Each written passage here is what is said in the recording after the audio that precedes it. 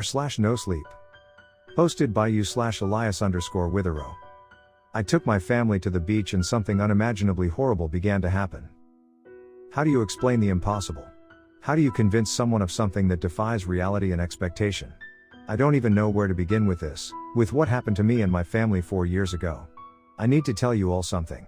I need to tell you what happened. I need to tell you about the Red West.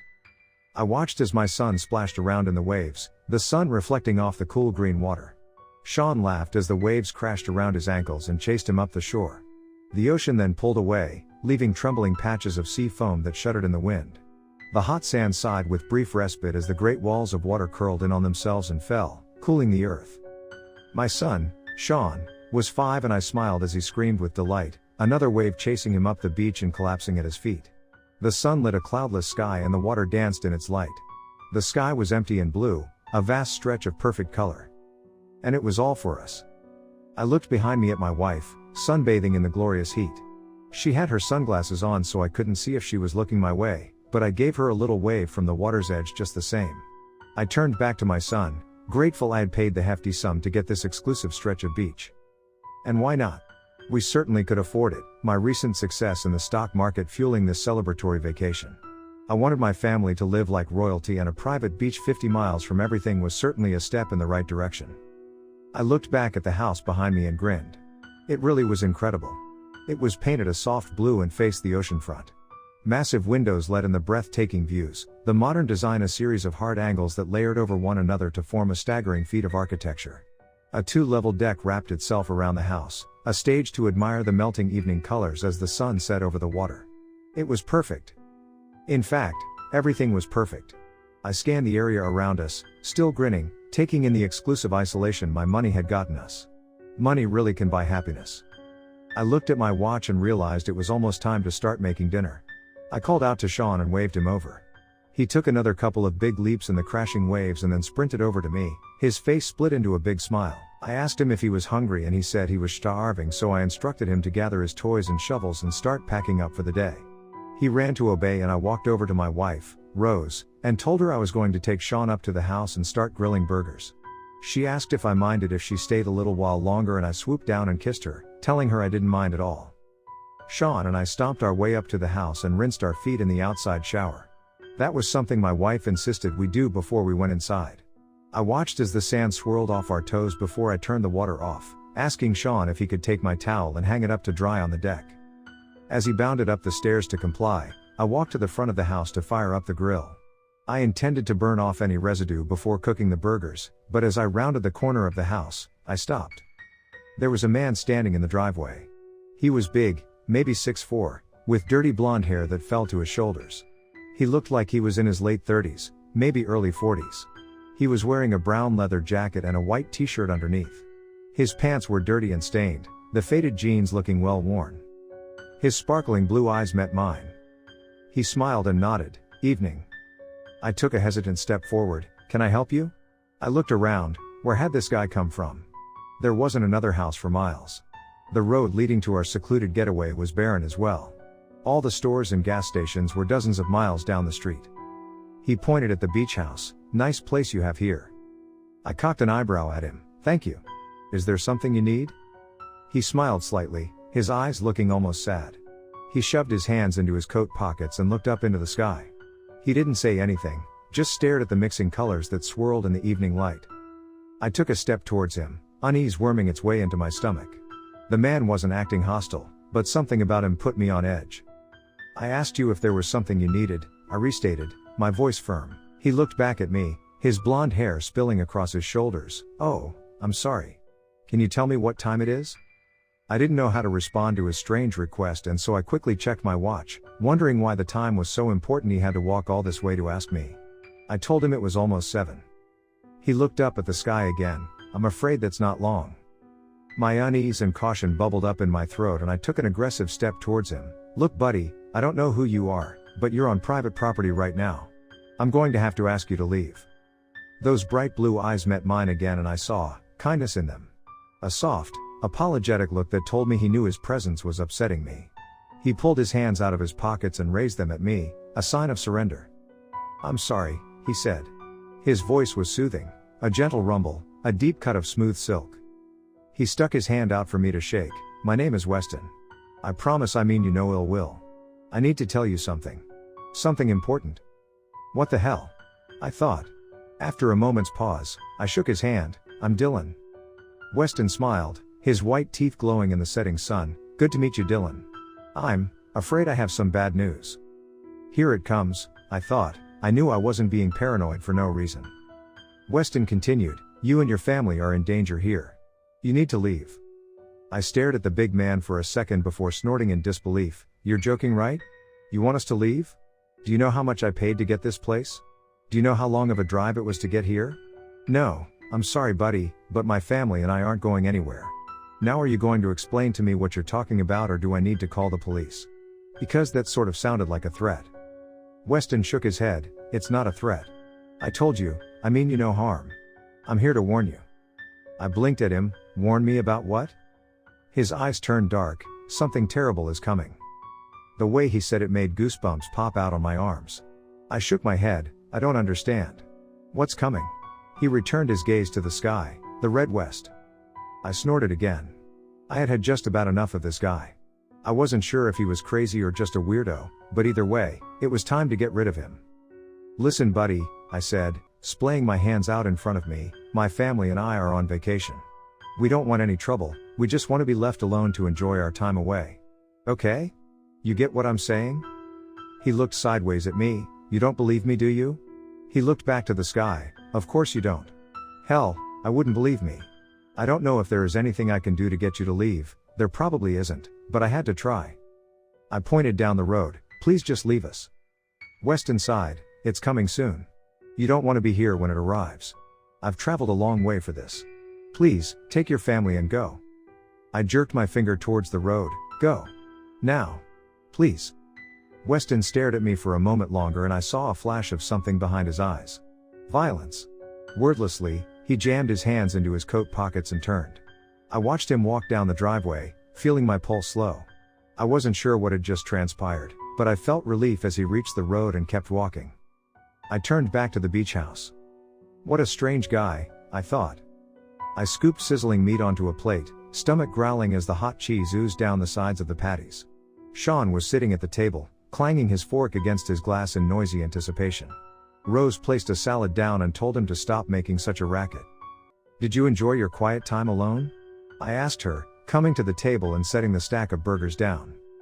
Rose placed her hand over Sean's, lowering his fork. Yes, it was wonderful. I wish I could live on this beach. It looked like there was a storm coming though, but hopefully it'll blow over by morning. I'm looking forward to another perfect day. I took my place at the table. Ooh, maybe we can turn off the lights and watch the lightning. Wouldn't that be cool, Sean? Sean shrugged. I guess. I get to sit with Mom though. I laughed and started preparing a burger for him. Nope, you have to sit outside. Sean rolled his eyes. Dad, I'd die. Rose plated the salad and gave me a smile. You just have to run faster than the lightning. No sooner had she spoke than the big bay windows lit up as lightning flashed across the sky, leaving trails of thick white afterglow. Whoa, Sean exclaimed. I passed him his burger. Here buddy, eat up. Can't outrun the storm if you don't have food in you. As he took it, thunder rumbled overhead, a deep, bellowing growl. Sounds like it's going to be a big one, I said. Rose speared salad with her fork. You should have seen the sky on the horizon. It looked nasty. The conversation lulled as we began to eat. I watched Sean as he munched away, his focus entirely on his food. It seemed like just yesterday he had been born. It's scary the way time flies and how one day you look around and wonder what happened. It's like driving down a road where the surroundings gradually change, bit by tiny bit. As you drive, you don't even notice that the trees are getting taller, the foliage a little thicker. Before you know it, you're in a jungle and you don't even know when you got there. I looked at Sean and wondered how much deeper into the jungle I had to drive before he started to resent me. It was bound to happen during those awkward teenage years. I knew I had hated my parents. Maybe Sean would be different. I was hoping I could just skip over that teen angst and get to the part where we'd be friends again.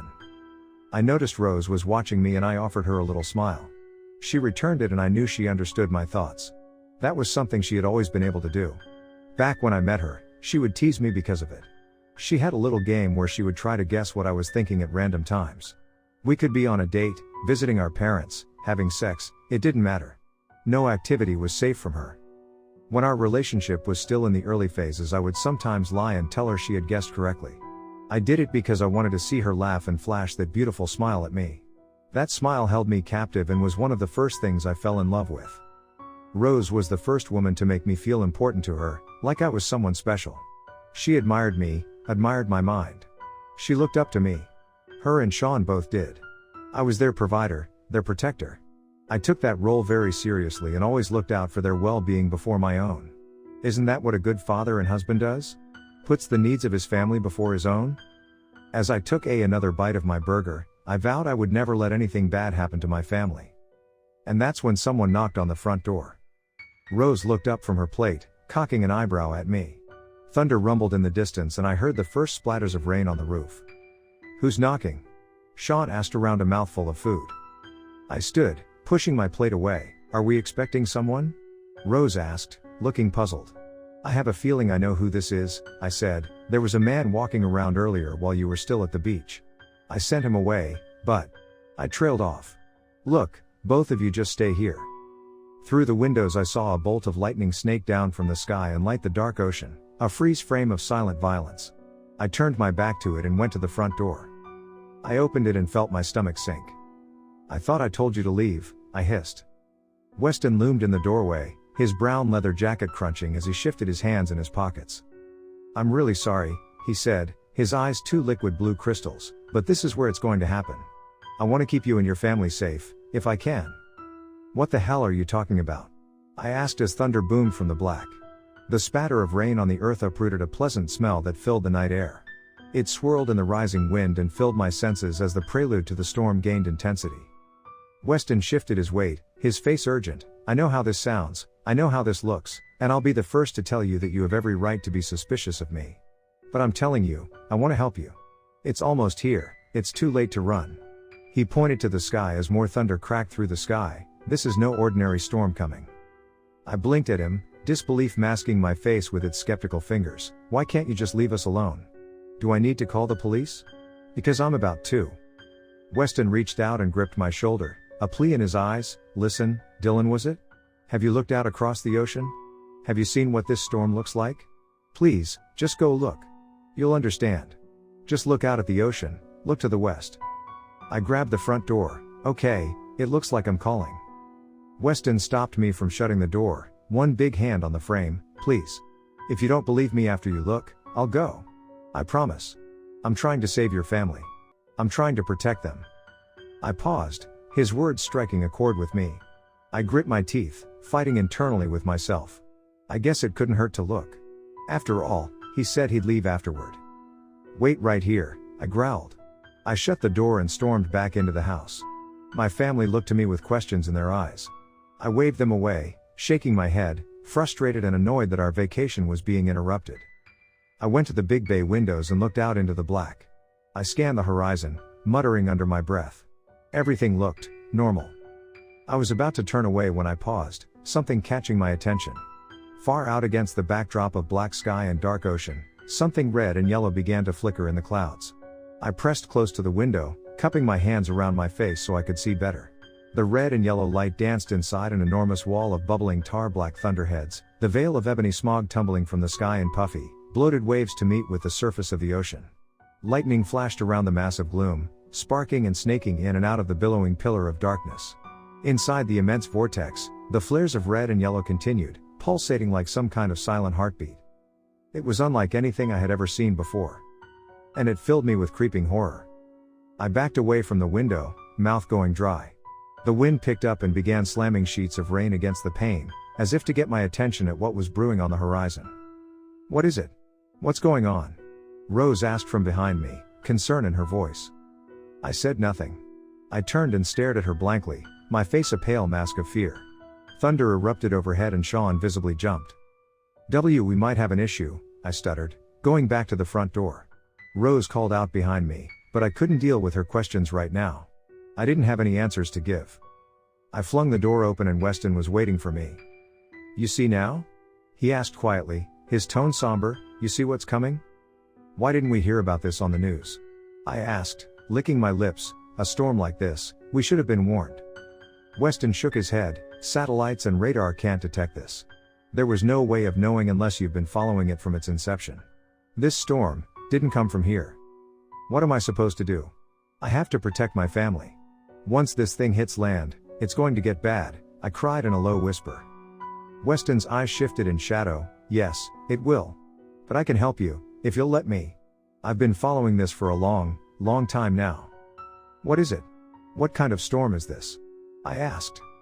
It's not the storm you need to fear, Weston said quietly, it's what's inside the storm that should scare you.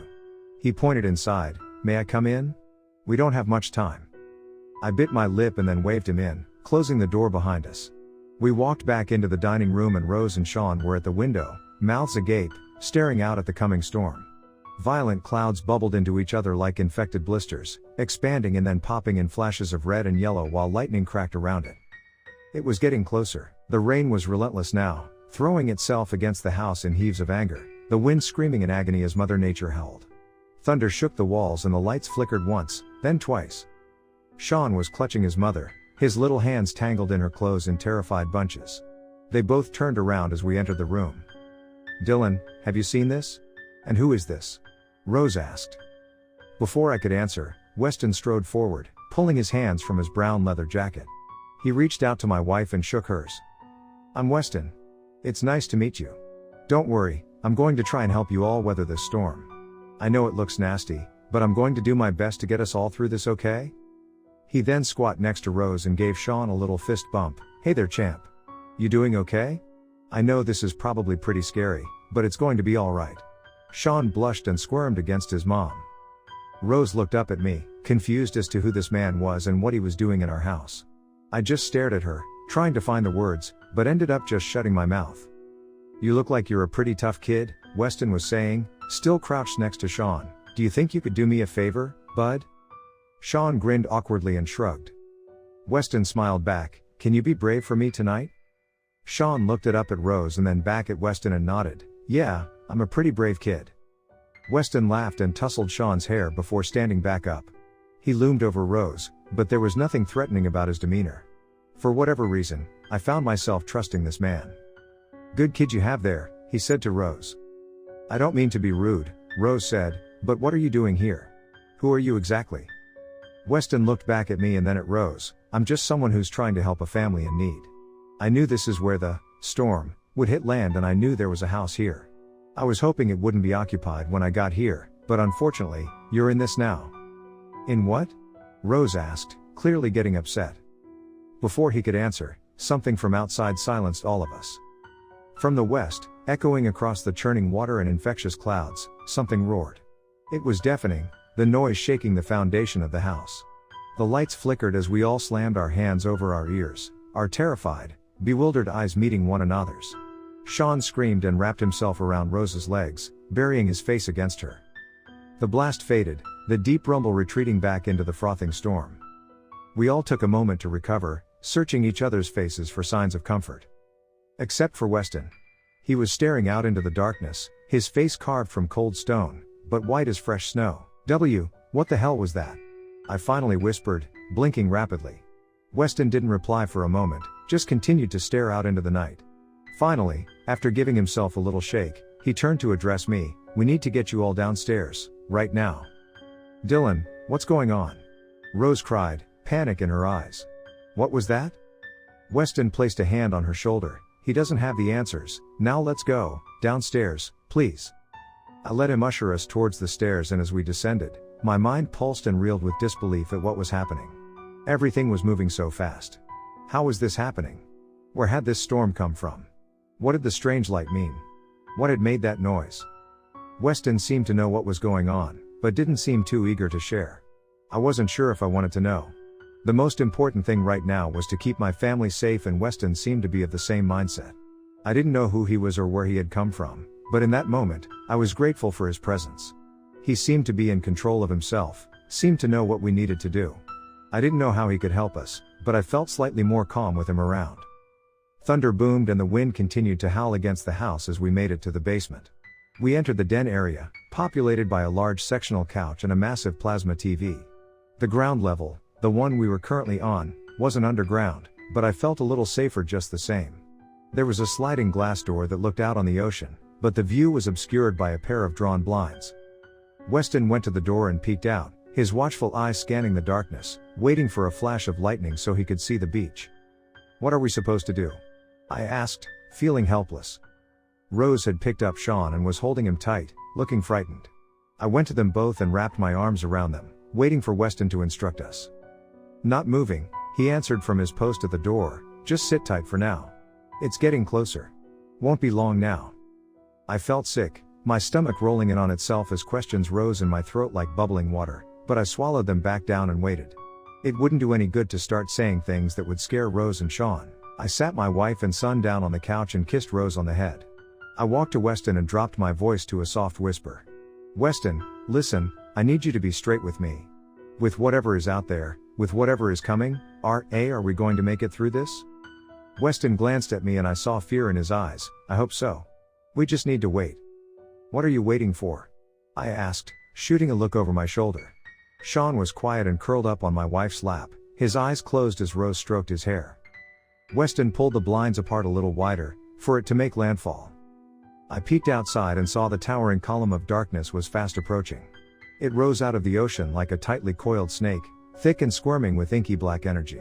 Its enormous mass reached for the stormy skies and tangled with the clouds, rising and getting lost in the night.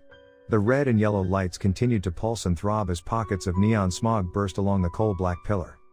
I turned away and sat with my family, leaving Weston to keep watch. I didn't know what I was looking for anyway. The air was filled with an ominous dread, a heavy blanket of hot fear. I let my wife lean into me, her head resting on my shoulder. "I'm scared," she whispered. "So am I."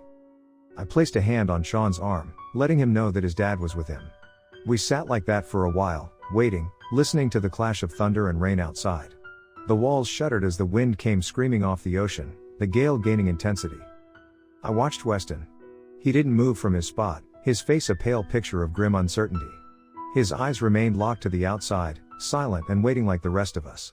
My heart was tripping over itself in my chest, a clumsy drumbeat of nervous anxiety. Suddenly, Weston slapped an open palm against the wall and leaned into the glass door, straining to see between the blinds. From my spot on the couch, I saw his eyes were wide and bloodshot. "What is it?" I asked. He didn't move and answered with a hard whisper, "It's here." Suddenly, the night erupted as another deafening roar shook the house. It was deep and powerful, a long howling cry of violent anger that shattered the air with splintering intensity. Sean cried out and buried his face in my wife's lap. I clutched them both, my breath coming in short gasps, until the roaring howl passed and echoed around the house. Fear filled every ounce of me and I had to fight not to join my son in a cry of terror. Whatever was out there sounded massive and furious. Weston took a couple steps back from the door, clearly shaken. He looked to us on the couch and then back out into the darkness. He was breathing heavily and he visibly fought to get himself under control. "What is it?" I hissed, urgency lacing my voice. He swallowed hard. "It's emerging from the storm." No sooner had he spoken than I felt slight tremors run through the earth. They were spaced apart and just intense enough to feel a physical registration. It felt like footsteps. Like something colossal was walking towards us from the storm. "Weston," I cried, unable to hold in my fear any longer, "what do we do? What is coming?" Rose was shaking against me, the terror infecting her. She held Sean close to her and whispered soothing words of reassurance into his ear as he continued to cry. "Weston," I pleaded. Instead of answering, Weston stood in front of the door and visibly calmed himself. He closed his eyes and took a few slow deep breaths. Then he took off his leather jacket and tossed it to the floor. Without stopping, he peeled off his white t-shirt and flung it aside. I blinked as I took in this strange display. His body was a mass of coiled muscle, thick and powerful, his toned flesh rippling with years of conditioning. His blonde hair fell across his bulging shoulders as he closed his eyes and stepped towards the door. "Weston," I cried, what are you doing?" He paused, one hand on the door. He turned to look at me and I saw burning violence in his electric blue eyes. His voice grated in his throat like a blazing furnace, "I'm going to go kill that thing." Without waiting for a response, he pulled open the sliding door. The wind and rain came barreling in, a sudden cold energy exploding from the night. Weston didn't even seem to notice as he stepped out into the darkness, pulling the door close behind him. And then we were alone. My wife and I looked at each other, my own shock and disbelief mirrored on her face. I felt like I should say something, but my throat clogged with fear and doubt. The tremors underfoot were gaining intensity and I felt my stomach bubble with despair. As the minutes ticked by, I kept waiting for Weston to come back inside, but the door remained firmly shut. Thunder slammed against our ears and the torrential downpour added to brutality of the night. It felt like the violence outside was building towards something. I stood, unable to remain still any longer, and went to the door. I pulled the blinds apart and cupped my face to the glass. I waited for lightning to illuminate the night, and when it finally did, what I saw took my breath away. Weston was standing motionless on the beach, facing the ocean. The wind and rain beat against his bare chest, but he remained an iron pillar in the storm, a mountain of grim determination. His hands were balled into fists, his rain-soaked hair dancing in the gale. Something titanic in size loomed before him, drawing closer with each earth-quaking step as red and yellow light flashed around it. I turned away from the scene and felt sick, a deep horrified nausea eating away at my insides. I looked at Rose, feeling sweat trickle down my spine. What was going on? What was that thing? I flinched as a new noise cut through the night. It sounded like a cannon blast, the deep boom coming from the beach. As soon as the noise cracked the air, the windows flared with bright red light, a blinding blaze. Another roar, this time sounding different. It sounded like a cry of pain. The light fixtures shook as the crimson light faded, overtaken once again by stormy darkness. The ground shook as another blast jolted the earth, the cannon-like explosion causing my ears to ring. What is going on out there? Rose cried, pulling her feet up onto the couch and wrapping herself around Sean. Trembling, I turned to look outside as the sky flared in a blinding glow of red. I covered my eyes and steadied myself against the wall as the ground shook, the cannon blast explosions growing more and more frequent. And there was a new sound. Behind the roar of the immense entity, my ears picked up the distinct sound of heavy gears grinding together. The two twisted and mixed together, the animalistic howling followed by the chug of working machinery. A moment later it sounded like gears shifting which flowed seamlessly into the deafening howl of a biological being. I pulled the blinds apart and stared out at the beach, knees weak. I couldn't see much, the rain-streaked glass obscuring any clarity. Red and yellow lights pulsed along the beach, rising impossibly high into the night sky. Lightning flashed across the dark canopy and I caught a glimpse of impossibility. Weston was rocketing up from the ground towards the colossal monster like a missile, a pale smudge against a black canvas. I watched in absolute amazement as he made contact with the creature, powering his fist into it with all his might. I jumped as the familiar boom followed, the sound of his knuckles cracking into the flashing black mass. Following the blow, the sky broke out in blinding crimson and I turned away from the scene, mouth agape. Weston was fighting the monster. I slumped down and leaned against the wall, trying to catch my breath. A barrage of cannon blast explosions shook the foundation of the house and I shut my eyes against the vibrations. The thing outside bellowed in pain and fury, the bizarre howl seamlessly interlocked with the panting of a gigantic machine. I don't know how long I sat there listening to the battle. The windows pulsated with color, the storm screamed around us, and the deafening cries from outside engulfed my senses. I kept my eyes shut, silent prayer pouring from my mouth. The house shook and swayed, the groan of wood against wind and water. The night bled with violence, the never-ending blasts ringing in my ears and rattling my teeth. My head ached with it, my bones shook with it. I listened to the storm inside the storm, the clash of inhuman power that overshadowed reality. Something dark and evil had entered our plane of existence, something had slithered through the cracks of space and time and found our world. Something had emerged from the great mystery of the unknown and had arrived with a devastating anger. This isn't happening, my mind pleaded, this can't be real. Suddenly, the sliding glass door erupted in an explosion of brutality as something was flung through it at a terrifying speed. Weston smashed into the far wall, a mass of blood and muscle, partially caving it in. His head whipped back in agony as he made contact, his body crushing through the sheetrock. Rose and Sean screamed, covering themselves as the glass and plaster rained down around us. The wind screamed through the broken door, bringing with it a torrent of stinging rain. I jumped to my feet, heart thundering, assessing Weston's condition as he slowly pulled himself from the wall. He grit his teeth as blood leaked from his mouth, his face a twisted bloody mess of pain. His chest was cut, blood dripping onto the carpet in thick wet drops. His hair was a tangled mess of soaking clumps plastered to his face. He got to his feet and wiped the blood from his chin. He looked at me and I felt my blood run cold. To this day, I have never seen eyes sparkle with such violence and fury. I took a step back as he flexed his shoulders.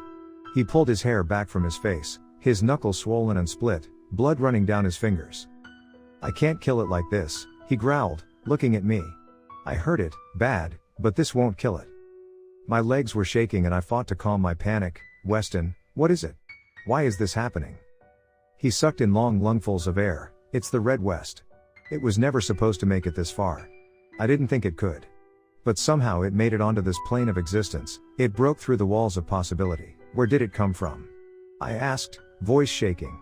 I wrapped my arms around myself, the wind blasting through the shattered door. Weston met my eyes. "Home. It came from home." "But where is that? How is any of this possible?" I cried, my mind straining to make sense of this impossibility.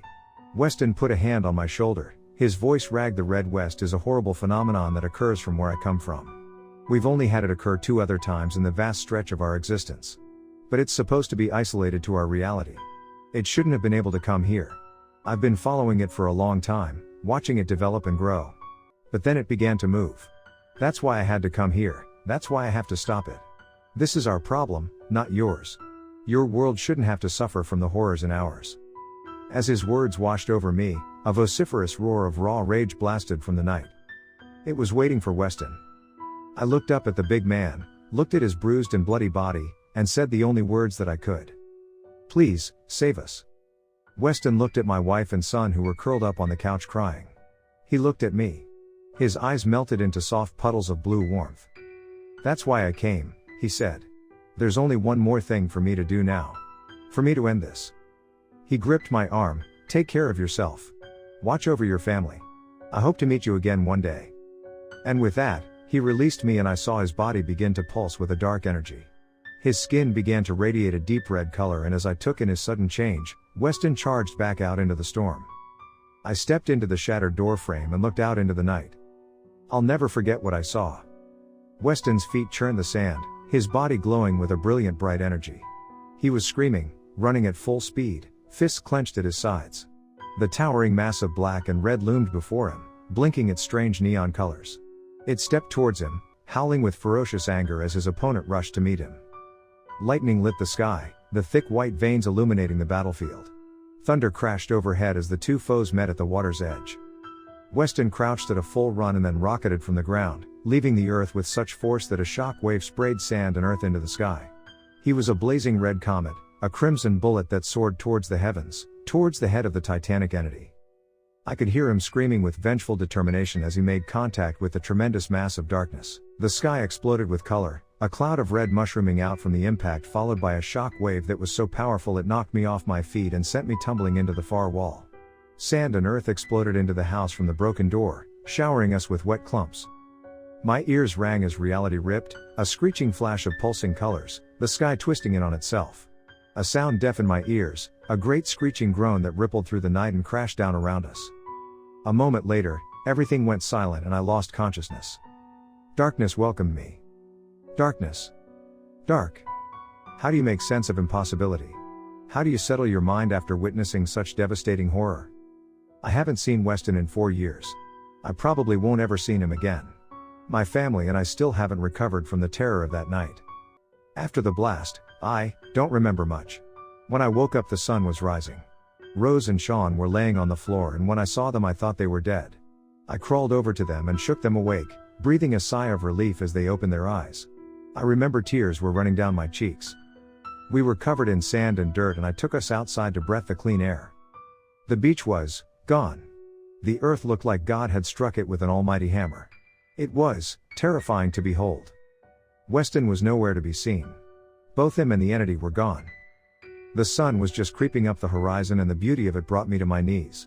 I couldn't believe I was alive to see it. My family joined me and we all wept, so completely shaken by the night's events that we couldn't do anything but cry. We clung to each other, feeling the wind rush through our dirty hair, across our exhausted bodies. We had made it. We had survived. I write this with hopes that somehow, someway, it will reach Weston. I pray that he's alive somewhere, that he lived through the blast. I hope that whatever reality he may exist in, that these words reach him. We owe you everything. No amount of thanks can even come close to what you are deserved, but from the bottom of my heart, thank you. Weston, thank you.